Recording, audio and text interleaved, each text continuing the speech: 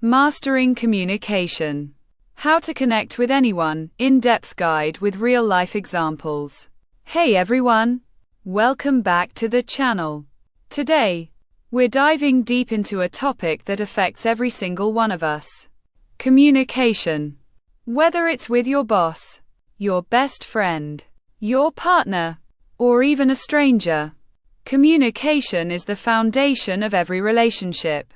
But let's be honest. Sometimes, communicating effectively can feel like trying to solve a Rubik's Cube blindfolded.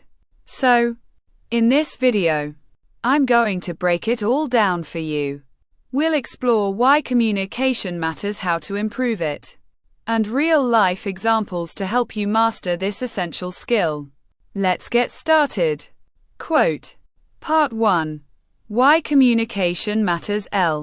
Before we dive into the how, let's talk about the why. Why is communication so important? Well, think about it. Every conflict, every misunderstanding, and even every successful relationship boils down to how well we communicate. For example, imagine you're at work, and your boss gives you feedback on a project. If you don't listen carefully or ask clarifying questions, you might end up making the same mistakes again. On the other hand, if you communicate clearly, you'll not only improve your work but also build trust with your boss. But communication isn't just about avoiding mistakes. It's also about connecting with people on a deeper level. When you communicate well, you show others that you value their thoughts and feelings. This builds trust, respect, and stronger relationships. So, whether you're at work, at home, or out with friends, good communication can make all the difference. Part 2. The 5 pillars of effective communication. Now, let's break it down. Here are 5 key pillars of effective communication. These are the building blocks that will help you connect with anyone, in any situation. 1. Active listening. Communication isn't just about talking. It's about listening. And I mean really listening. Active listening means fully focusing on the person speaking, without interrupting or thinking about what you're going to say next. Real-life example. Imagine your friend is telling you about a tough day they've had.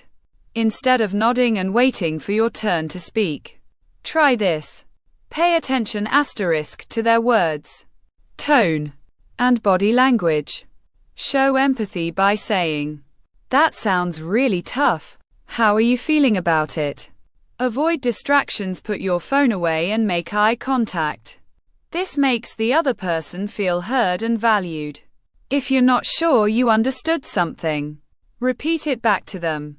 For example, "So, what I'm hearing is that you're feeling overwhelmed because of the tight deadline. Is that right?" This shows that you're genuinely trying to understand their perspective. 2. Clarity and conciseness. Have you ever been in a situation where someone rambled on, and you had no idea what they were trying to say? Yeah, we've all been there. To avoid this, keep your message clear and to the point. Real-life example. If you're giving instructions to a teammate, instead of saying, maybe you could try doing this, or that, or something else, say, "Please complete the report by 3 p.m. and email it to the team." Simple, right? Being clear also means avoiding jargon or overly complex language. If you're explaining something technical, break it down into simple terms. For example, instead of saying, "We need to optimize the UX/UI to enhance user engagement," you could say, "Let's make the app easier to use so people will enjoy it more." 3. Use I statements. This is a game changer, especially in tough conversations. Instead of blaming the other person, focus on expressing your feelings. Real-life example. Instead of saying, "You never listen to me," try saying, "I feel unheard when I'm interrupted." This shifts the focus from blaming the other person to expressing your feelings. It's less likely to make them defensive and more likely to lead to a productive conversation.